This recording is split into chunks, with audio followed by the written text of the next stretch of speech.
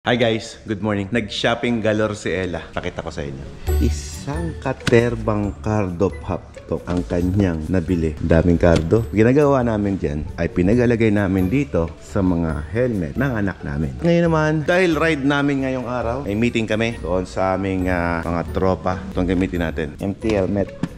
Nice. Binigyan tayo ng Ducati Philippines. Yan, pinagawa mismo ito ni Ma'am Joy. Yan, dahil lahat po ng Group of 10 sa Manibela Challenge ay nag-effort. Pinagawa niya tayo ng sarili nating trophy. Ganda oh. Wow. Komportable kasi ito kaya gusto kong gamitin. Tsaka ang gusto ko sa kanya, meron siyang dual visor. Ito, may oo, di ba? Oy, meron pa pala dito. Tada! Hipengi ko dalawa. Naka-charge na sigurado to. At dahil pinapagaan ko ang aking vlogging cameras, yan lang ang dala ko. Cellphone, pampapogi, saka extra battery and stickers. Siyempre, lisensya. Hindi lang pala pang forma itong Louis Vuitton. Pang rides din. That's my beautiful wife.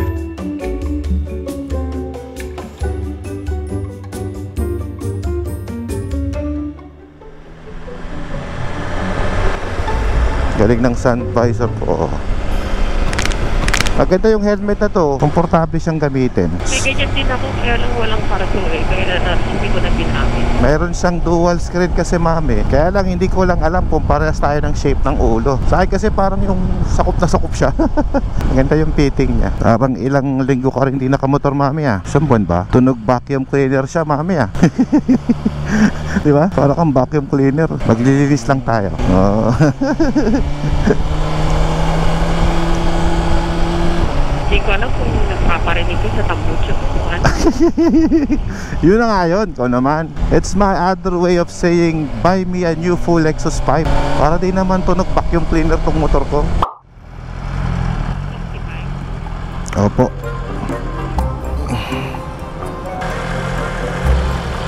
Maganda yung panghangin nila dito ah. Didak lang. Okay. Sabi mo, Dad, may ride tayo bukas. Hindi ko nga alam to eh. Eh, ikaw na nga ipapasyal ko ng Alaska. Ikaw na nga pagbumotorin ko doon. Ayaw mo pa. Talaga naman. Salamat ka nga. Ikaw yung driver. O pala yung driver. Hindi tama yun, boss. Hindi, tama yun. Alam mo kung bakit? Bakit? Napakapalad mo. Bakit? Siyempre, may hotel ka na. Diba? May visa ka pa. America visa pa yun. US visa pa yun. Magiging driver lang kita sa Alaska. Ba't kasi hindi ka magmotor? Sige ah. Sige, antayin mo. Anong hintayin ka? Antayin mo ako magmotor. Wag na. Kakaroon naman ng breakfast sa ride. Mag-isa mo. Para maramdaman mo kasi yung feeling ng nagmumotor mag-isa. Magpapatambike ka din, ganon. May konting briefing tayo mamaya. Briefing saan? Paano bilangin yung pera ni Kuya Tel? Walang yung briefing yan. May RFID na ba ako? Meron na to eh, di ba? Dito na lang. Hindi natin alam. May, alam ko nagpa-install na ako nung nakaraan eh. Oh, sabi siya meron na. Di ba nabigyan kayo ng idea kung paano bilangin yun? Eh, ano eh. Ang hirap kasi napakarami. Hindi ba nangangalahati? Ang dami nyo na. Hindi pa nga eh. So, sobrang dami mga nasa... Siya yung nagpapa-overheat na money counter ng bangko. Mami, kita mo na may takbo ko. Kung mabilis ako, di pinara ako ng mga enforcer na yan. Nakadalawa agad sila. Isipin mo, kalit-lit ng sasakyan nila na overspeeding pa, no? Lakas makasira ng araw niyan, boss. Yung bang kaaga-aga, pati mood mo, pati wallet mo. Ituturo ko sa'yo kung nasa nyo may hawak ng speed gun. Ayan, mami, oh. Oh, ayan, oh. Oh. You know, oh, spot na spot ah.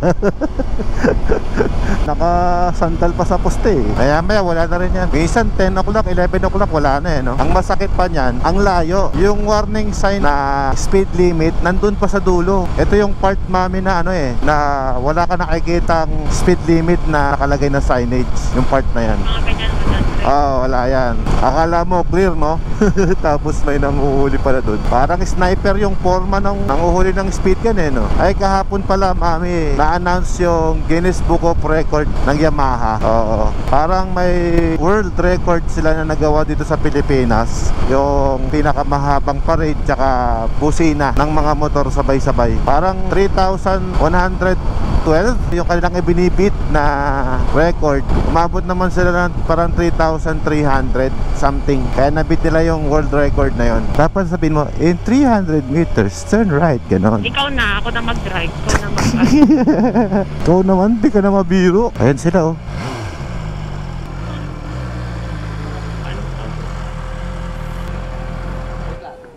Going to get my motorcycle key. Yung bahay ba natin dito, malapit na lang? Malapit lang. Tahan nga natin minsan. Hindi mo na nga alam, may bahay ka pala dito sa club. Pang 30 ko na yata yun eh. Hindi ko birthday. Birthday mo ba? Hello. Hindi ako nakapaghubad ng helmet. Okay lang yan. Kamusta? Happy birthday, Kuya Bong. Kamusta? Kamusta, bro? Yes, sir. Hello po. Yung sinasabi birthday ni Tito Joe. Tingnan nyo guys, pagka mga rider, di ba? Yung mga helmet namin tabi-tabi. Isang table na yung nakuha namin. Helmet, jacket. Dito yung gamit, dito yung mga riders. Oh, di ba? Yung Ilocano. Okay. Hindi, Ilocana siya. Ilocano pala. Si Fred, ano lang, naging Ilocano.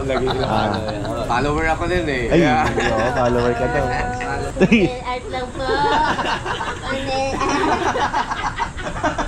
Sabi niya, magasgas! Magasgas ako, babasagin ko pag di niya nga ako. Nasa na yung magtuturo sa ating magbilang ng pera? Hindi, napuyat daw kagabi. Nagbilang na naman. Nagbilang na naman. Umaga na siya natapos. Kaya sabi niya, Salas ka na lang daw. salas ka Nagbilang na na lang. lang daw. Sa inyo yung senaryo doon ha. Ang bahay doon, luma. May malalapit na hotel doon. Malapit lang ako doon. Sentro ako ng Pasadena eh. Okay. Heroines Group. Sanay naman kami na alpag na kayo. O, saan kayo matulog na nakatayo lang? So, it's a photo. Tayo tayo. Sinasabi ko lang. Alright, kakain na kami. Nag-order yung asawa ko ng dinosaur. T-Rex pork chop. Oh, tingnan mo, may herbivores yung T-Rex niya. Alright. Bango.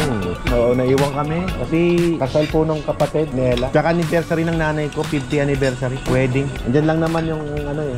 Diyan lang naman yung balkan. Yung Balkan eh. Lialis yun. Hindi man huwag yung anong tuwa. Bala ko din. So, dalawa tayo. Motor? Aeroplano? Hindi ka makapag-motor yun doon. Balabak ka. Makapag-motor ka sa Balabak, ano ka? Islaman yun. Hindi, magmumotor ka papuntang Balabak. Dali mo yung motor. Tara, honeymoon tayo doon. Honeymoon na naman. Dapat ka nang waraan. Alam mo na kung sino itong kwarto mo sa ano. Hindi po, libangan po kasi namin na Alfred yun. Kaya na ko. Pampatulog namin yun. Hindi ka makatulog pag walang ganern. Ikintot mo.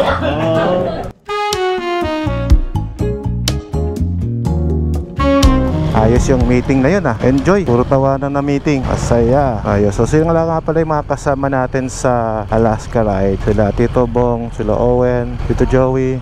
Tama yung sinabi ni Kuya Bong kanina. Kahit gaano kadami yung pera mo na naipon, kung hindi mo naman ma-enjoy, hindi mo maita-travel, wala lang din yan. Dapat balance lang talaga. Trabaho, yung pera, gamitin mo para mag-enjoy ka, mamasyal, di ba? Kaya ka magsisipag eh. Sipagan mo. Diyan yung bahay mo, oh, Friendship Highway. Diyan. Pag nakatambuchi na to, ganda ng tunog. Oh, di ba? Sir, saan po papuntang Pangasinan? Saan daw papunta? Ingat po kayo. Bye-bye. Teknik po. Mabait ang mga sakyan dito. 100 lang ang takbo. Ayan yung speed gun na isa sa tulay na yan. Minsan nakatayo, minsan nakatapa, minsan nakaupo. Wala na.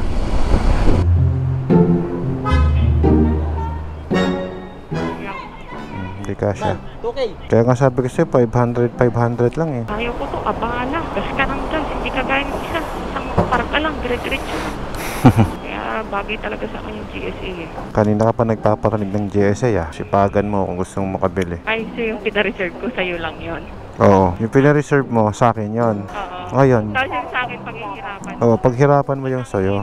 Sabi mo, lahat ang motor sa akin, di ba? Yung sports car ang sayo. Thank you. Sa akin na to. Himala, bigyan mo ko ng pera. Himalayan. When I look at what I've done, now that we're apart, when I look at what I've won, I've come so far. I know I'm so much better off, and baby, you don't believe Buti hindi tayo na magpas. Ikaw lumalagpas ka dyan eh. Tinutulugan mo ako. Ganyan ang gusto mo, ganyan. Pagta mo yung suspension mo, pa-shocks lang yon. Ako magkakabit. Pag may BYD ka na, hindi mo nagagamitin. Sipay mo, di ka naggagas. Pero hindi nila ipapaayos.